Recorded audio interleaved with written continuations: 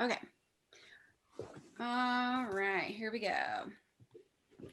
So the theme of my show is going to be claiming motherhood, and I will not vanish.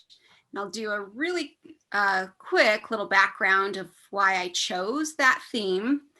And it's the religion of my upbringing taught me that there was a female mother goddess, but she was nameless and faceless, and you could get big in trouble if you talked about or tried to talk to her. Anyway, and she isn't allowed to talk to her children on earth. And so pretty much it was just the void of growing up without that, knowing that she was there, but not having her be a part of my life. And so she kind of was a vanished figure. And the teaching also is that that would end up being my eternal destiny, was to vanish just like her.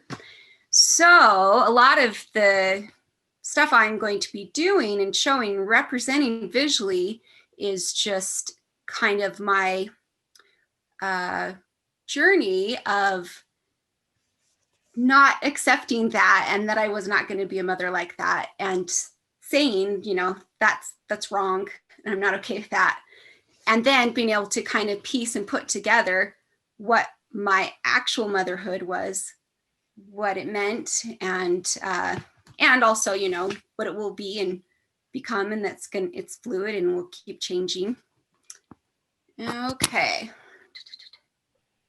So going back to my body of work, there will be some other kind of themes of like transition, and I'm going to kind of break it up into sections, and there'll be like extra sets of sequences in these sections, and they'll be looking, seeing, and finding. Okay, so I'm going to show you just a few images that I did during the summer, and that's just to kind of give you a little bit of an idea of what I was doing. Now, the images that I did in the summer and will be doing will be all around 44 inches long, so around 4 feet. And it's on masonite board that's been gessoed. Then it's charcoal on top. And then on some of them, there'll be a little bit of acrylic as well. So this one has more acrylic. Now, I don't know if any of those images will make it into the final show or not. We'll see. Maybe I can transform some of them. So then we're back to starting the fall semester. And it was back to the drawing board and into a new studio space in my garage and part of my house. Anyway, so I tried to kind of narrow it back, come back to the beginning semester. I had more abstract art, and I did want to have the goal of merging some narrative and abstract together. So we'll go into the first section, and there are some images that I may use from last year, or I may not.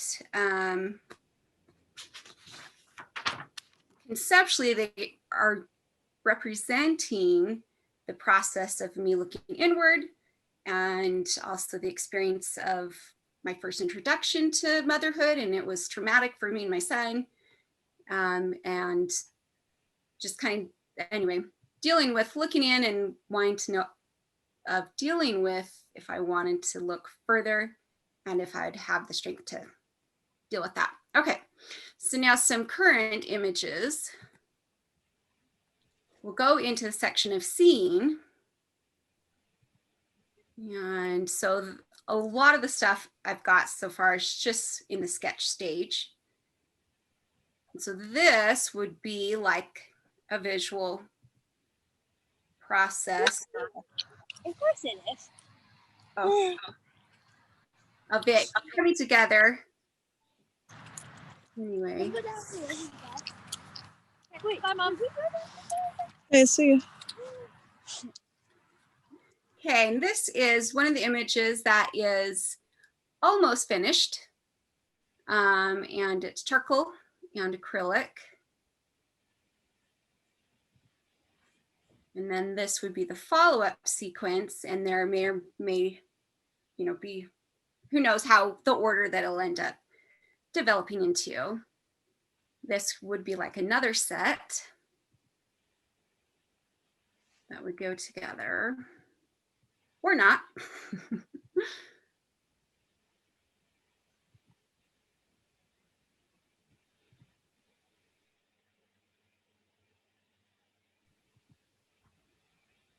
And then the third section would be, so the middle section is conceptually starting to see some of the things and starting to decide on things that would represent my motherhood.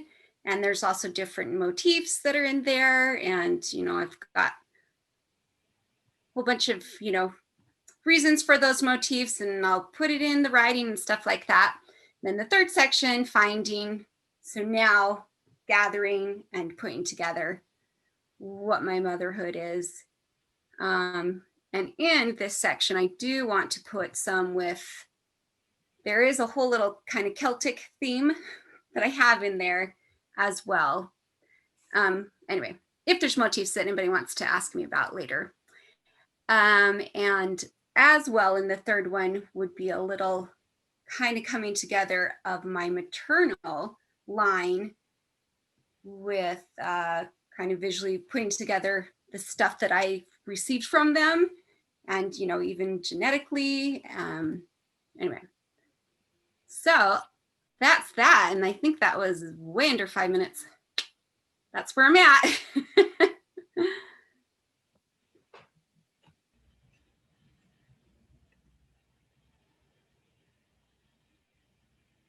Okay, so I'm sort of focusing my little Open Studio presentation a little bit more on basically a studio tour and a little bit of an overview of some of my recent projects.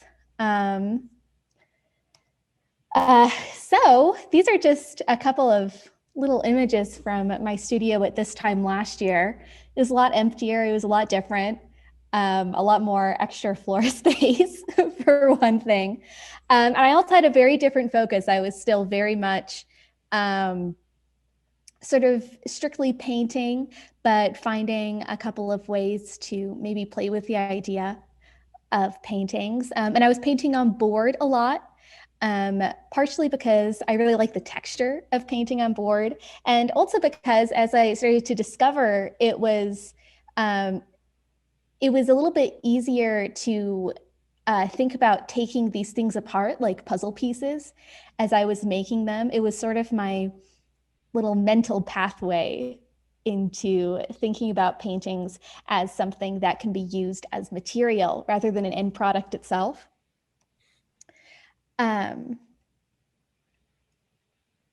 Okay, so I have two quick little videos of my studio as it is right now. That I just grabbed and uploaded today so that we have our most recent view of what my studio looks like. As you can see, it's gone through a lot of changes. It's definitely, I think some people would find it and do find it very cluttered and overwhelming, but I enjoy having all of my horrifying creations around me. So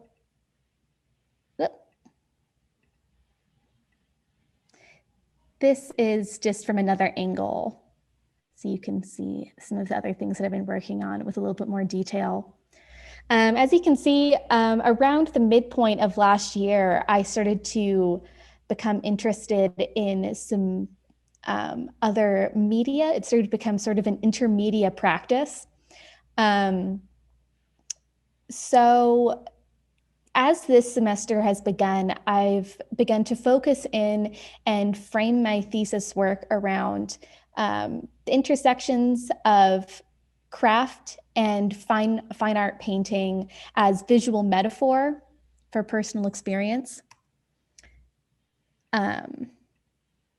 So here's a nice still image of what I'm working with right now. This is sort of a Magic Eye, Where's Waldo of everything that I'm working on in a book. So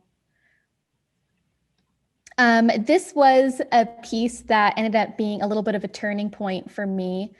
Around here, I'm going to make this large again. Around the end of last semester, I'd been working in my home after campus was closed for a while, and I had fewer of my resources available to me than I had before. So I basically started working with newsprint and whatever I could print off from like a USPS and pick up with no contact. And I had also started just writing down these sort of stream of consciousness, diary-like musings about how I was feeling during that time of COVID and how difficult it was emotionally to sort of wrap my head around everything that was happening at the time. And it sort of became this monstrous pile of feelings that I wanted to express, but also, you know, not necessarily make entirely available to anybody who might just walk by. So I named this one, I Shouldn't Be the One to Talk About This Moment, because everything that I was feeling was so like petty and small that, you know, it made me feel that even though I was making a record of what it felt like to live through this time, it wasn't a record that should by any means be used in like the Library of Congress, because it was just so, you know, embarrassing in a lot of ways. And so I started to integrate words and my sort of journalistic thoughts a little bit more into what I was working on.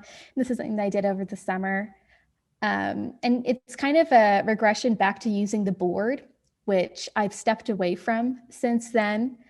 So it was kind of a stepping stone in between the point of using all of that board and starting to think more about making things confessional and personal. But there's definitely a lot of influences of craft in there, which is something that I'm working with a lot right now. This was another thing that I did in the fall-winter break situation, just as classes were starting in spring semester. And it was my first foray into using textiles and fibers,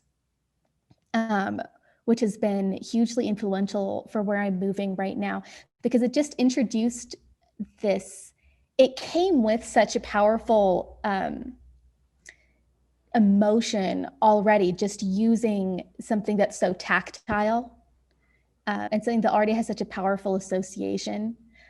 There are things that we will naturally think about when we think of cloth and white cloth. And it started to become really interesting to me to think about what sort of materials I'm painting on, what I'm using, and how that can work with me to interact with an audience. So this is an in-progress piece. This is a quilt piece that I'm making. As you can see, I have integrated a canvas painting into the construction of the blocks. And the painting was made, and then I cut them up and pieced them back together into this big quilt assembly. And this is probably about 75% finished at this point. There is an outer border that still needs to be made that will include more pieces of painting along with some more fabric patterns. So it's about, right now it's about twin bed size, and it'll probably be somewhere between twin and queen bed by the time I'm finished. And I've done a lot of writing on this as well. But this has been a really exciting piece to work with, both in terms of figuring out the technical aspects of attempting to put this together, because you really have to work with and work around some of the traditional ways of quilt making. But I'm also trying really hard to maintain as much of the traditional ways of quilt making as possible. And And then this is another piece I'm working on. It started off as a tapestry. It's sort of transitioning into like a rug carpet piece. And as you can see, I'm still in the process of sort of tortuously filling in all of this white space with these tufts of yarn so that they come up right against my embroidery. Yeah, the words are made in embroidery, and then we have our yarn coming up around my figures, so that a lot of these words that are very visible right now become much less visible as the yarn comes up around it. And it becomes a sort of thing where it tempts you to come up and sort of press the yarn fibers apart with your fingers so that you can read the words a little bit more. But at the same time, because it's an art piece, you feel a little bit inhibited from touching it. So that is, yeah, that's sort of what I'm working with right now. I have another couple of pieces that I'm sketching up. I'm working in the actual SketchUp program right now because I'm working towards a very full domestic space installation that I want to put together eventually for my MFA project. So I'm working in SketchUp to think about that 3D space a little bit more and think about what other elements I want to be putting in there. But that's where I'm at right now. That's my studio tour. So thank you. Very good. Awesome. Thank you so much. All right, Christina is next. Okay, let me get my screen shared.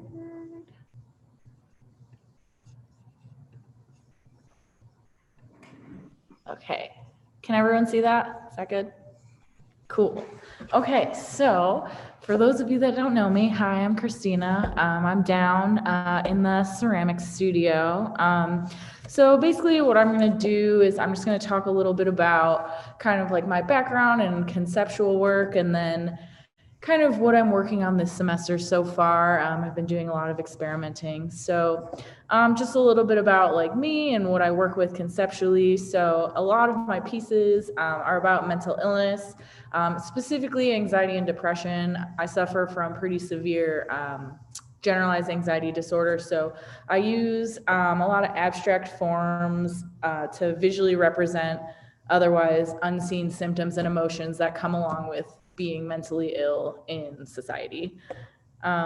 So that's kind of where I'm coming from, generally speaking. But recently, since I've been in the grad program, I've been thinking a lot about the intersections between mental illness and facades and escapism.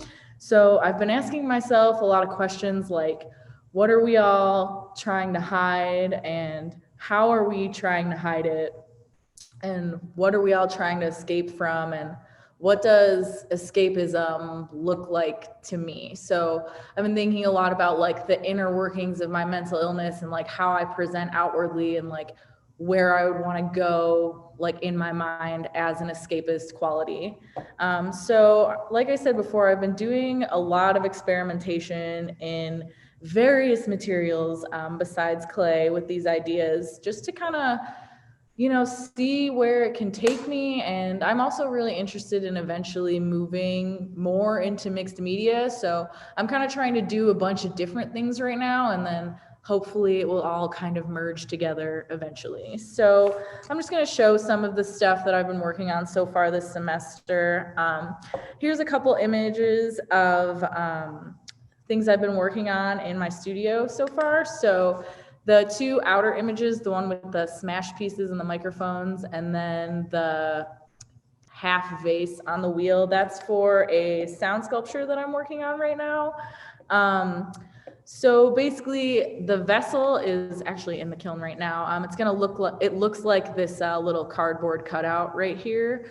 And there's gonna be a speaker inside of it. And as you can see, we had the mics in the studio, and I recorded a bunch of smashing ceramics. And basically what I wanna do is inside the vase, there's gonna be the sounds of smashing ceramics overlaid on top of vocalized anxious thoughts. So it's gonna come like in and out of like smashing over anxious thoughts.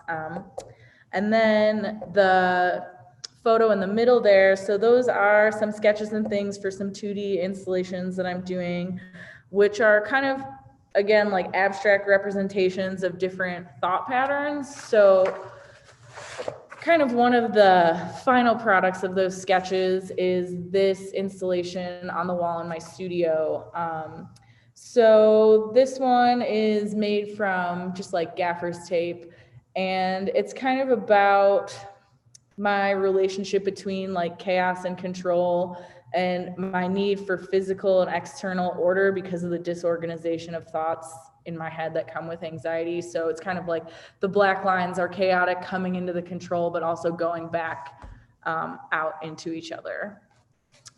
So then in clay, I've also been making these little creatures. So I take inspiration with these from like microscopic organisms, like bacteria, or, you know, things that live in the bottom of the ocean, pretty freaky things. None of these are actually real things, but they take inspiration from real things. So these are kind of like physical manifestations of my anxiety, and I make them on a really small or intimate scale. Like these can all pretty much fit in your hand, because I like to, you know, draw you in, but also, you know, make you uncomfortable at the same time with the sharpness of the teeth and kind of the dangerous. So cute and dangerous at the same time. So another thing that I'm working on in clay.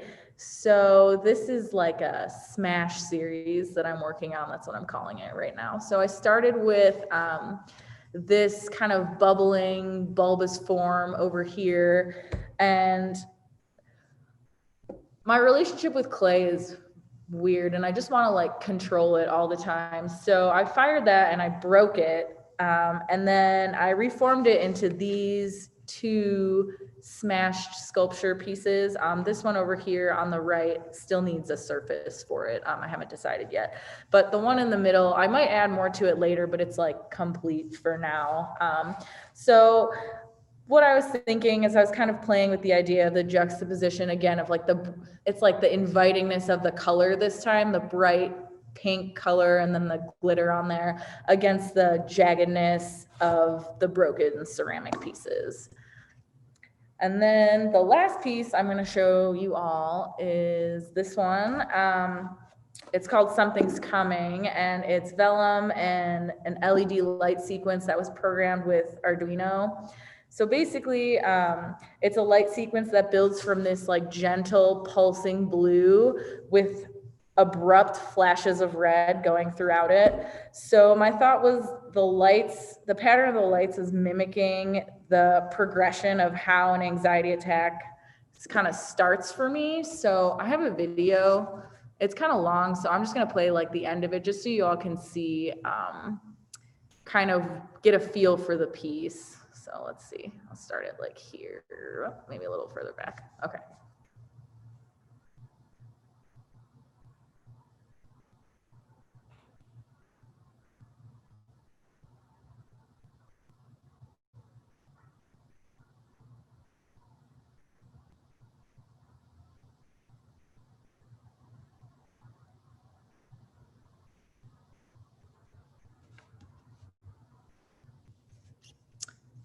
Cool. So that's pretty much what I've been doing so far. There's a couple of other random things I've been doing, like some glaze testing and stuff, but this last piece is probably my favorite thing I've made thus far. I really liked working with the vellum and the LEDs, and I don't know, I'm kind of all over the place right now, but I'm letting myself be all over the place until I figure it out, because I think all of the threads will connect eventually. So that's what I've got. Thanks. Wonderful. Thank you. All right, next we're going to hear from Candace. Awesome presentation, Christina. Yeah, I'm just going to go ahead and share my screen. It's so cool to feel like everybody's in the same space, even though we're not.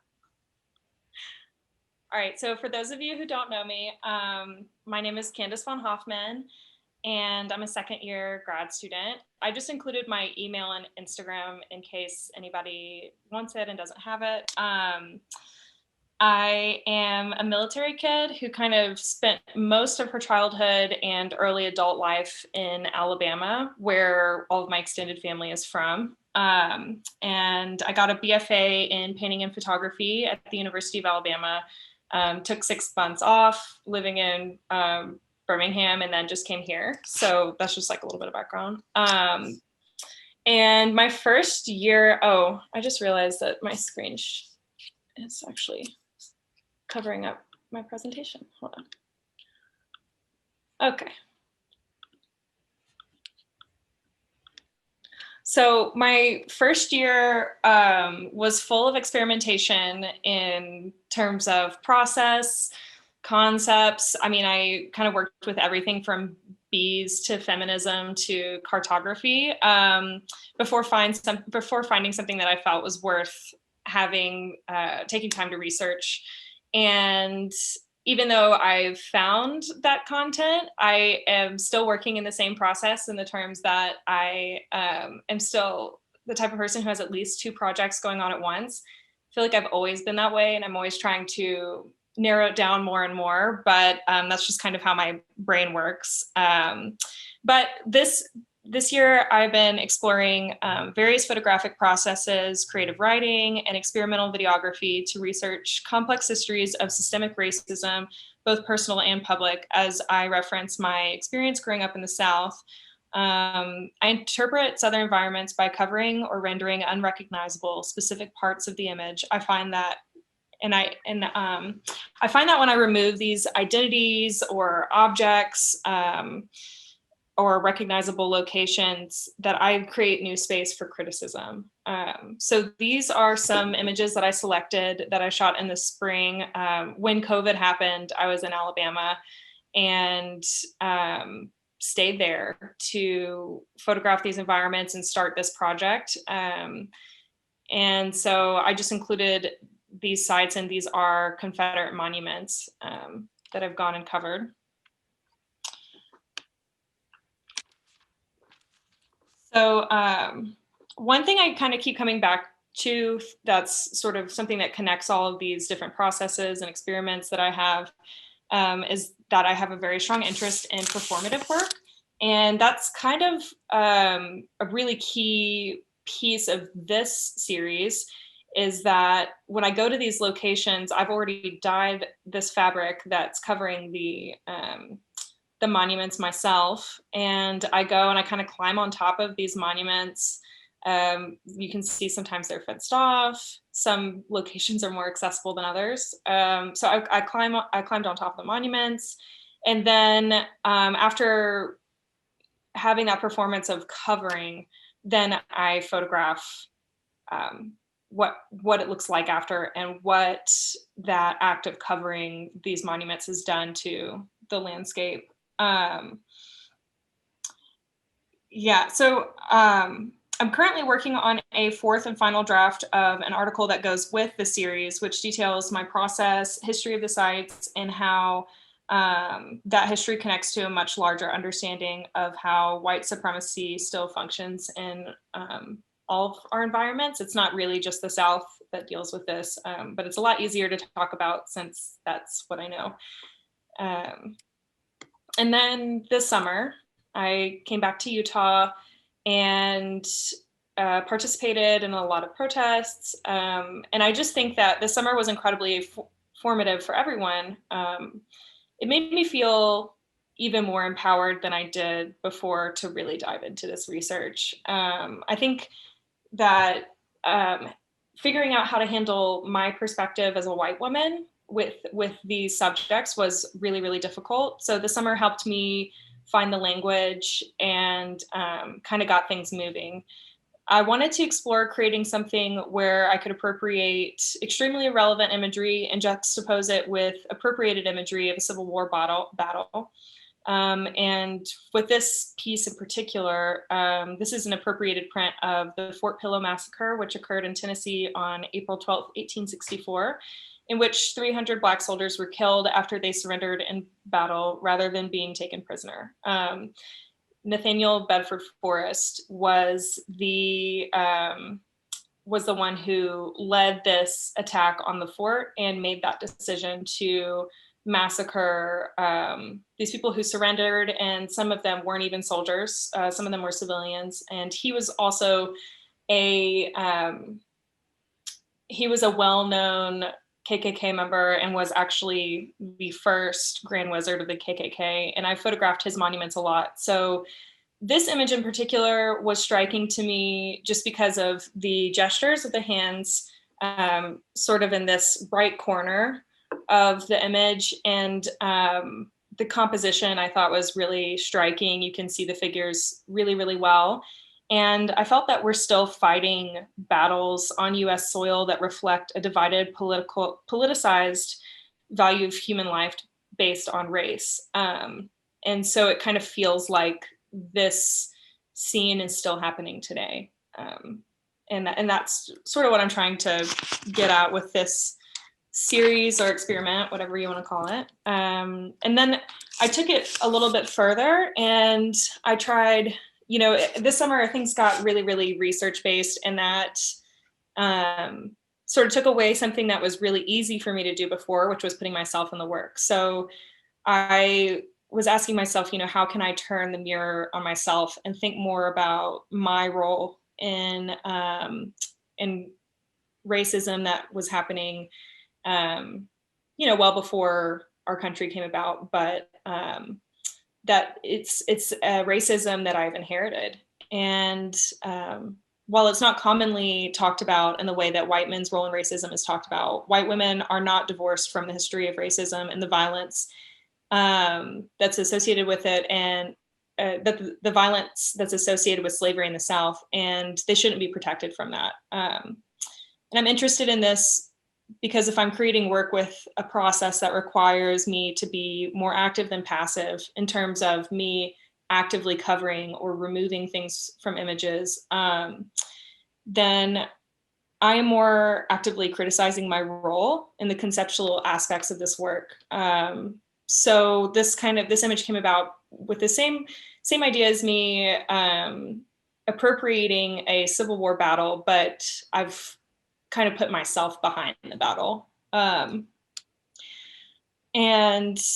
I kind of had to realize that similar to one of my biggest inspirations, Kara Walker, similar to her work, my work can be really heavily research-based and focused on education, educating myself and hopefully starting conversations and attempting to educate others. But it can also be something that's interesting, moving, and deeply personal to me.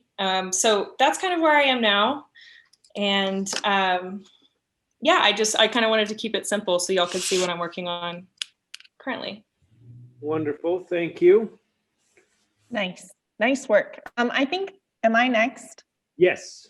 Okay, I just want to check in and see how you guys are all doing. Do you need a break or you want to keep on going? Keep on going. I see some keep on going. Okay, cool. Hey, my name's Riley. I'm a first-year MFA student. I'm doing community-based arts education. And here's my studio behind me. You can see it's very first year. I don't have like a lot of space for places. Well, there's too much space and not enough art yet, but I'm working on it. So I'm going to go ahead and share my PowerPoint too, but I'm also totally into answering questions if you've got them along the way. Let me know. Hope you guys can see it. Somebody give me a thumbs up or a thumbs down. Thank you. Okay, cool. Sweet. So I've come to the MFA program from an archaeological background and career. I've been an archaeologist and a scientific illustrator for about 10 years. And I'm definitely interested in finding new ways to connect audiences, the public, the laymen, the non-scientists to knowledge of the past and archaeology, and sort of like inviting them to explore their own identities or their own myths or their own perspectives in this sort of in-between space. So in addition to being an archaeologist and a technical illustrator, I'm also like the graphic design and the project photographer on a couple of projects. I work across the world and have worked in Central Asia, the Middle East, South America. I've been really lucky.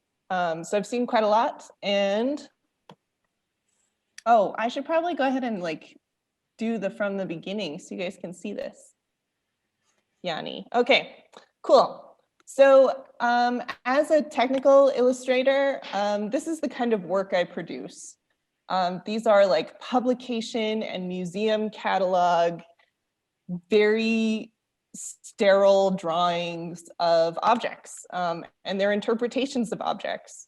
And I've been encouraged throughout my career to like disassociate that artistic perspective lens so that I can be as objective as possible about every detail of an object. So I get really lost in the weeds because I've been trained to focus on details. And you can see here that it starts getting really complicated really fast. So what I'm trying to focus, I also go ahead and work on publications and visualizations for scientific processes. Up here in this left, this is some rock imagery from Socotra, which is an island off of the Arabian Peninsula. It's where they have all of the dragon's blood trees. And it actually shows what we think is like the first Indian Ocean contact with the inhabitants of Socotra and seafaring peoples. And I've also got some visualizations of power structures in the ancient world. So I studied sort of this power socio-economical variables about empire. And so I compare and contrast quite a lot of empire processes. And generally people ask me to sort of visualize their work on that. So this is some examples. My focus for this first year though is me pushing a lot of that science identity that I've internalized away and starting really to embrace the power of art. You know, how do we use art as creators to understand our world and shape it? So my focus this first year in my community education program is public education and social practice. I'm trying very hard to find collaborators and opportunities, and I'm kind of blown away by how many there are so far in this program. And I'm very grateful to those of you who have been open to me collaborating with you.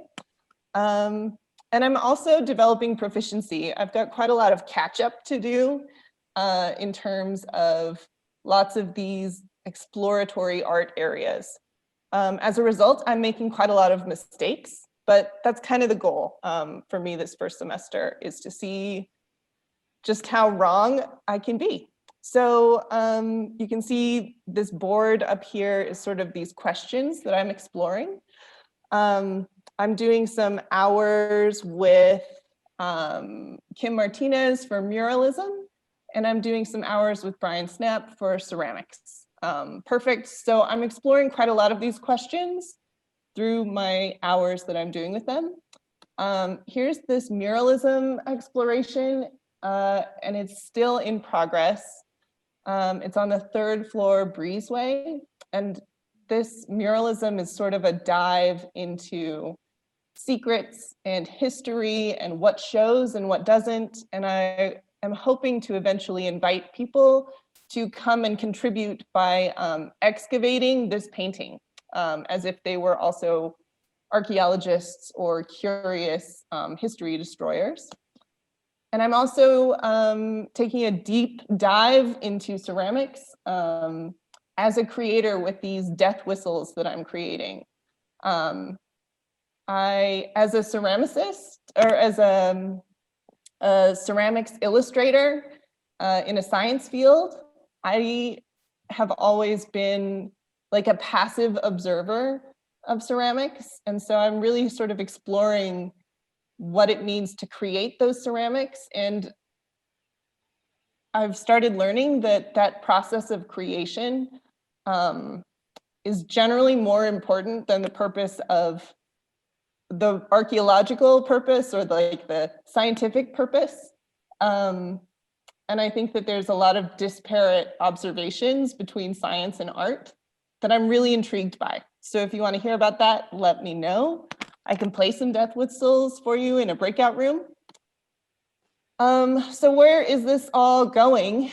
I have sort of a passion project to use art to create 3D environments and start using these new media tools as teaching tools to connect people who might not be interested in archaeology to archaeological critical literacy, science literacy, and thought, and also sort of get people excited about what they can contribute to archaeology and how. So that would be a great goal, but we'll see where it goes. Who knows? Part of this process for me is learning to be flexible and adapt as needed. So this is a little environment that I've created. If you are interested in exploring any of those, hop into my breakout room and we can take a look together. Here's another sort of, these are screenshots of some of these environments that I've created. This is like my own Crucible dream time in a studio.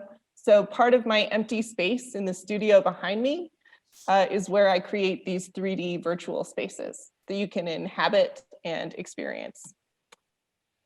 So because I'm an archaeologist who relies on methods and maps, I'm hoping by the end of the MFA, I'll have sort of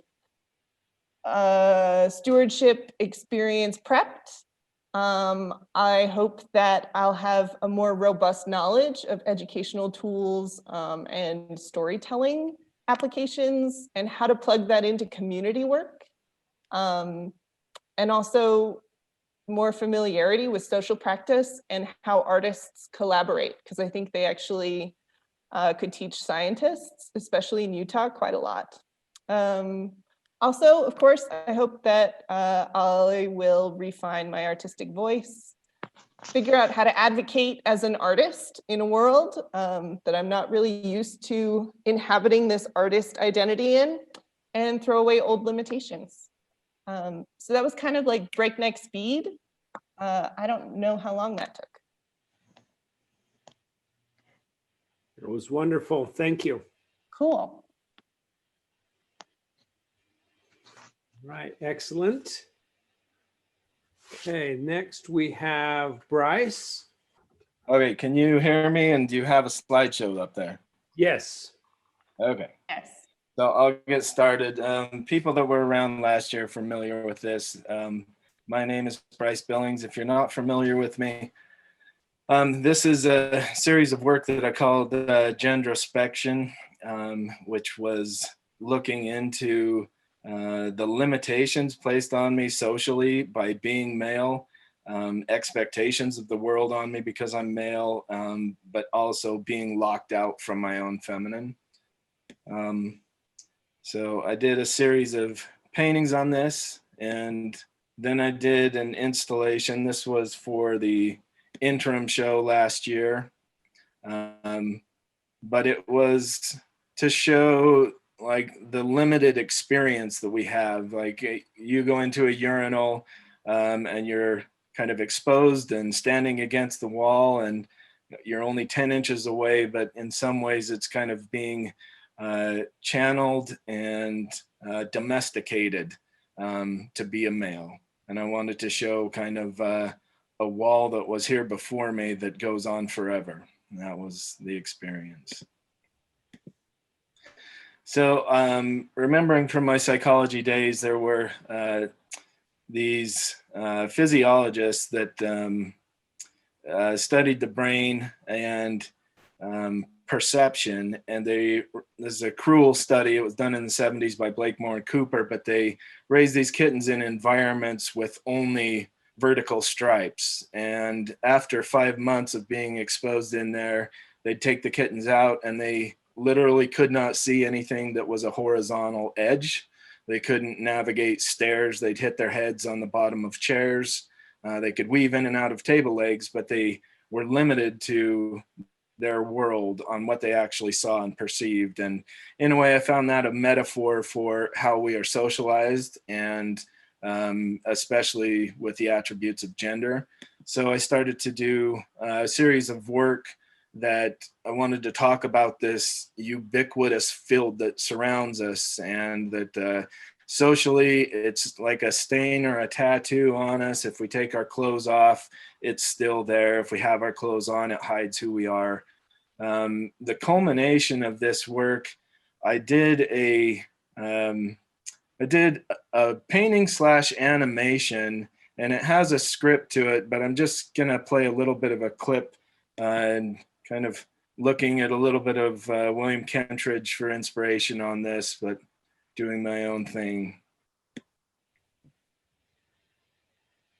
And so in the background, and if we go to breakout rooms, I can play the whole thing, but it's talking about my experience of being male, and the pressures I feel, and things that I don't think everybody considers in their life, and how much I am allowed to be feminine or show my feminine.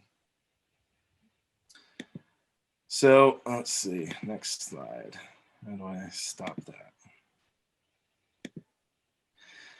So this was I don't know if anybody heard about the giant baby on the 3rd floor, but I was working with some abandonment issues in my past. And so I started crafting this really sad giant baby.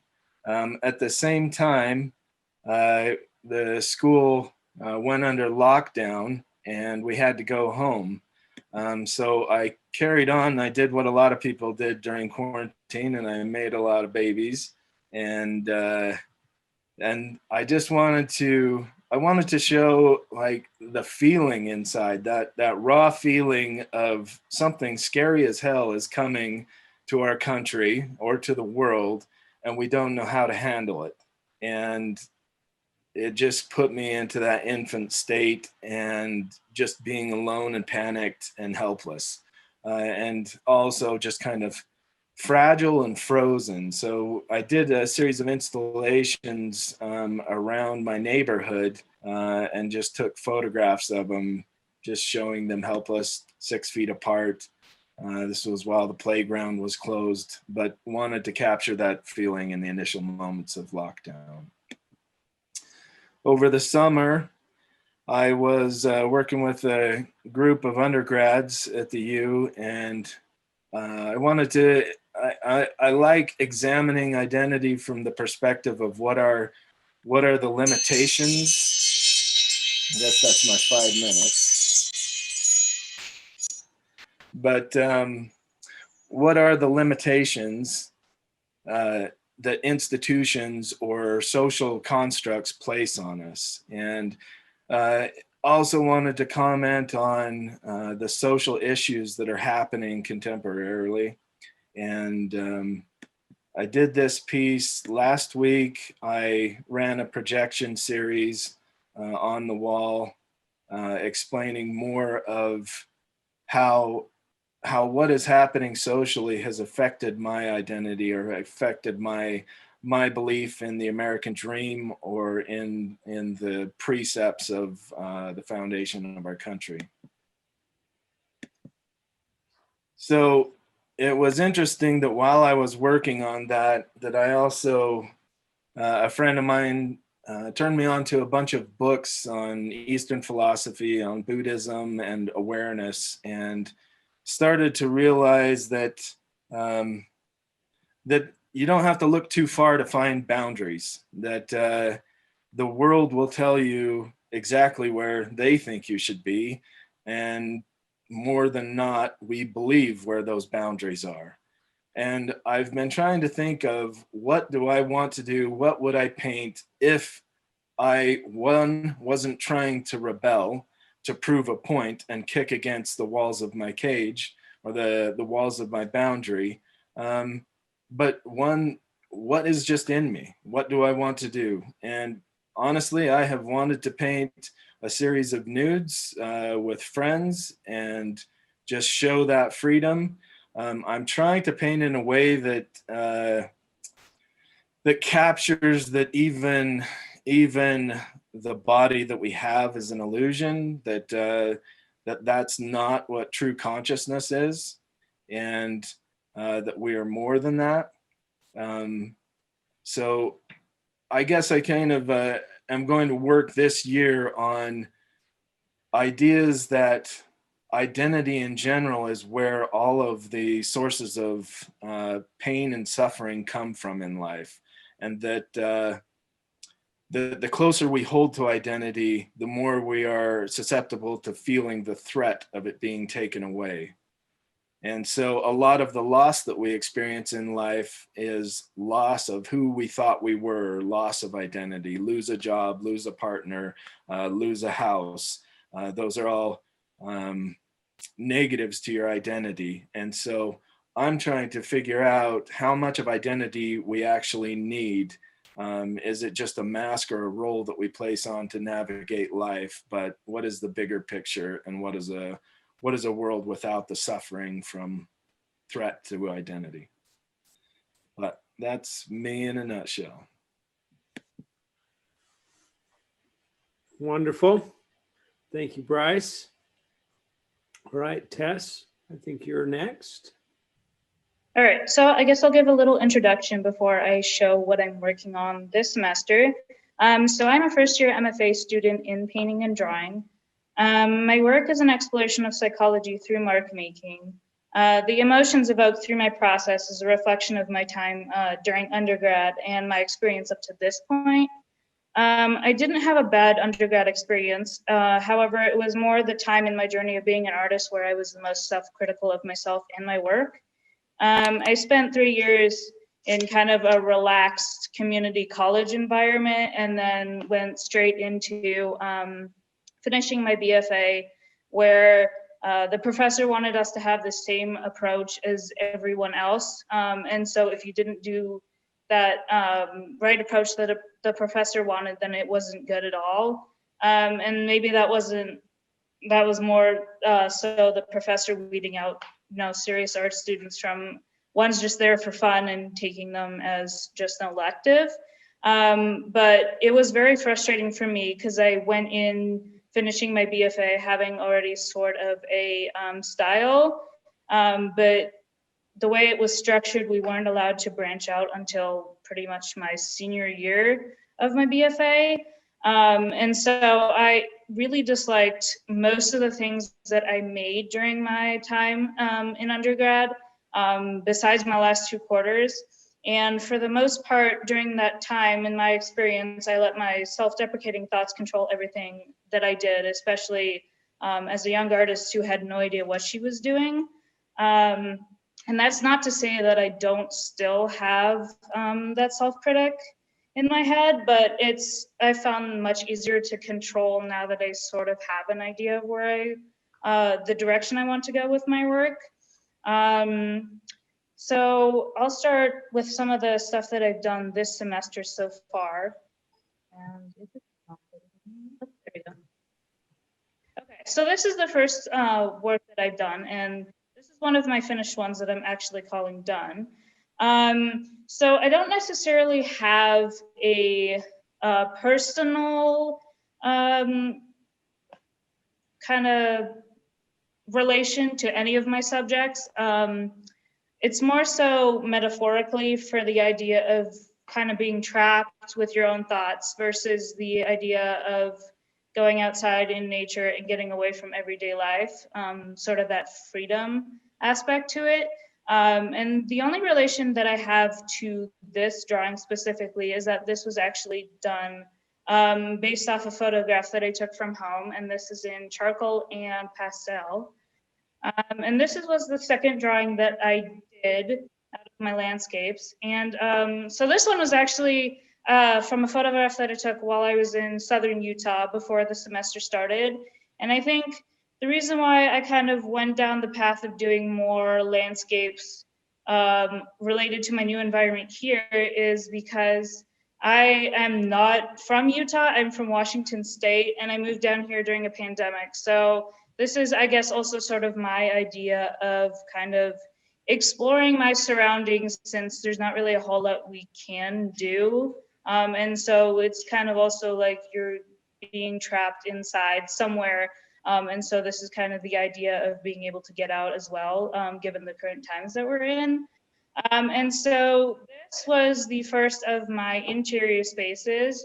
And as I said, I don't have a personal relation to this besides the fact that I went specifically to Alcatraz, which is where I took this photo. And then I'm sort of using the photographs that I take as my memory in creating these drawings. And the reason why I started doing interior spaces of Alcatraz specifically was because I was very drawn to the dark history and kind of the mental aspect that goes along with being in a prison and being stuck in one.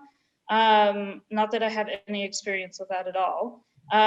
So this is also finished, and this is also in charcoal and pastel. So this is an in progress one that I've been working on. I started it before Circuit Breaker, and I have not actually done a whole lot to it since we've come back, since I've started other things since then. But this is another interior space of Alcatraz. And so this is still in progress, and it's got a long way to go because I let my subjects get lost in layers of erasing and charcoal because I like to push my medium to the best of its ability, because I think that kind of heightens on to the aspect of psychology through my work. And this is the most recent one. I started it a few days ago, and this is also kind of going back to kind of landscapes from home. And I decided, because I've been trying to this semester figure out how to combine interior space and landscape together. And so it kind of led me down this path of kind of using arches, whether that be natural arches or man-made arches as sort of architecture. And so this is kind of one of the most recent in progress that I'm doing with this new sort of idea. And next semester, well, this semester I'm only doing painting and drawing hours, but next semester I'm hoping to take some photography hours because I do reference a lot of photography in my drawings. And since I'm sort of using that as a memory, I don't really know a whole lot about photography besides me just going out with my phone and taking a bunch of different photos. So next semester I'm hoping to learn more about doing photography and kind of incorporating that more into my drawings. And that's all I have. So thank you. Wonderful. Thank you so much. All right. And Eric will be our last presenter. Hello, everybody.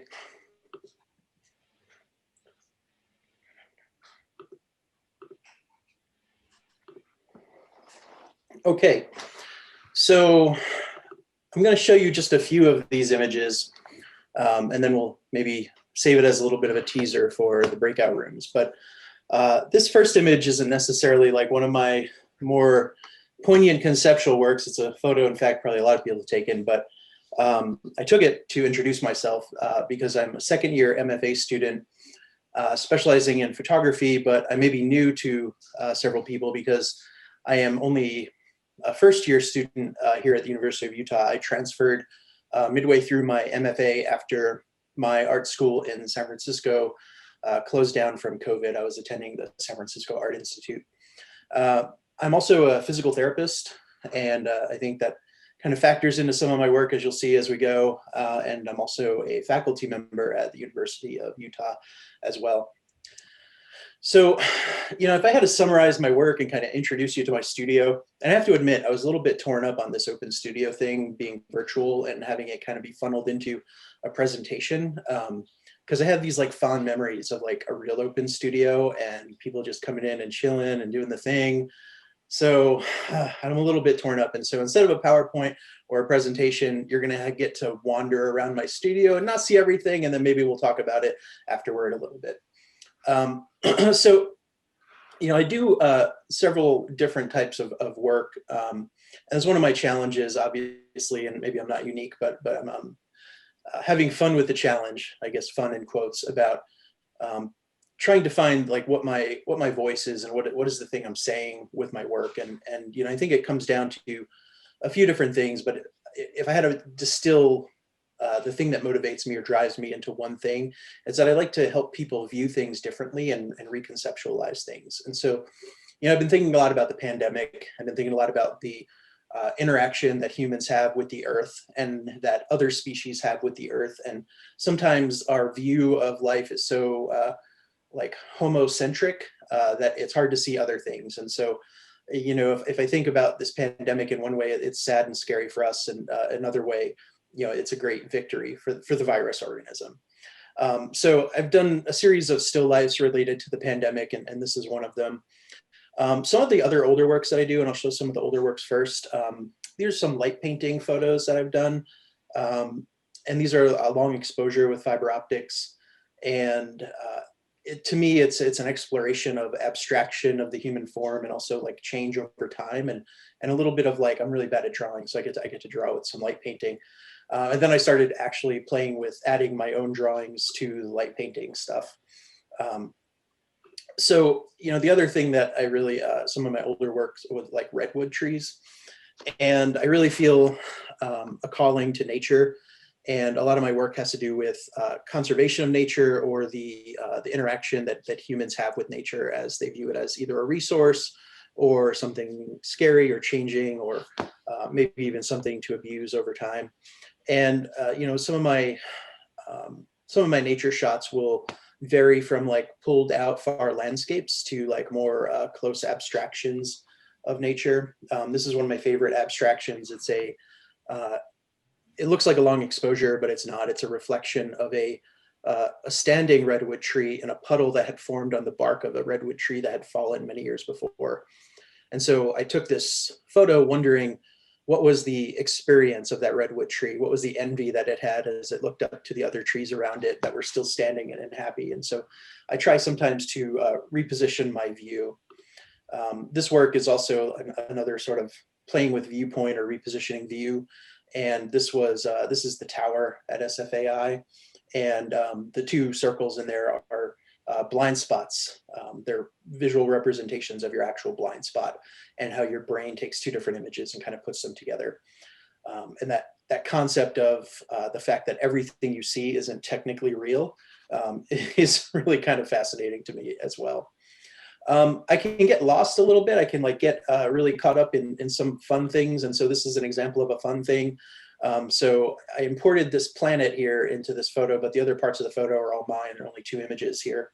But I take some infrared photos, and I have some good time with that. And you know, I can get lost because I can start adding some fun things in, and I get lost in the aesthetic of it and not necessarily what I'm trying to say. But when I pull back from it, I think it's still all about the same thing, about repositioning your perspective and your viewpoint. And to that sense, I do a lot with body parts, and like looking at the body as landscape, and looking at as landscape as body parts, vice versa.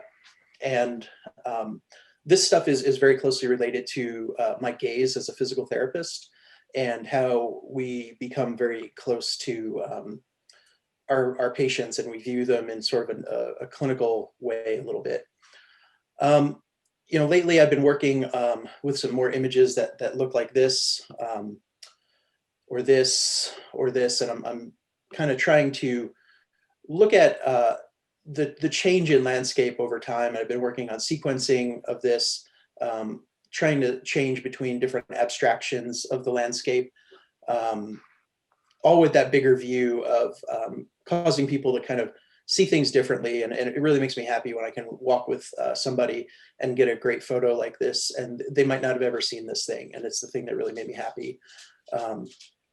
So those are some of the things that I'm working on. And as I'm working, I'm really trying to coalesce this idea of conservation of landscape, and human bodies in the landscape, and human bodies as landscape, and see where that goes. And you can see here at the end, I've been doing a little bit with different sequencing, some sequencing of ridiculous things like sidewalks, and some things that terrible collection of trees that didn't really work, and some sequencing of body parts. But in and of the day, like kind of the earth is all where I'm going. So that was my 6.5 minutes for everybody, and maybe I'll see you in my breakout room. Awesome. Thank you so much. All right. Do we want to do any group questions or just go straight to individual rooms? What do the grad students think? I think it depends on if anybody here has collective questions. If not, then let's head into breakout rooms. Okay, excellent. I will just say, I'm really sorry I have to go, but it was so nice seeing the work of those of you who I have not met yet. And I really look forward to meeting with you and working with you at some point and seeing your work in person, certainly.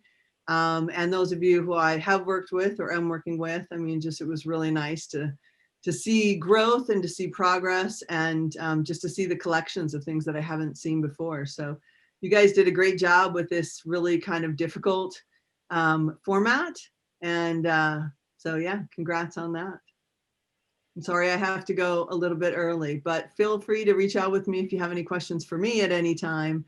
I'm always, open to having conversations, or we could set up a virtual studio visit or something like that. All right. Thanks, Wendy. Awesome.